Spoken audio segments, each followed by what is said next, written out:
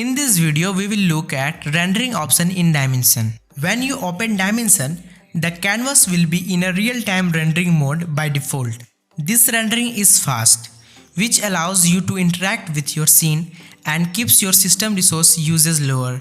When you want to get a better scene of photorealism, you can enable the render preview mode of the canvas. This will change the quality from real time to ray tracked. Ray tracked rendering is the method that mimics reality by bouncing ray of light around the scene and calculating how it interacts with every material and surface.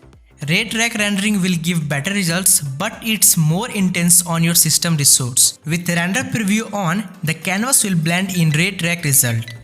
Once you start interacting, the canvas will return to real-time rendering to give your interactive feedback. You can export an image from Dimension in two ways. First, you can use a snapshot, found in the share menu, to capture your current canvas and save it either to your clipboard or as a file on your local storage. Snapshot is a great way for getting a quick copy or share output preview. When you are ready to create a final quality, full resolution image, switch to render mode. Here you can configure more advanced renders and create image larger than the canvas space. If you have saved camera bookmarks, you can choose which view you want to render.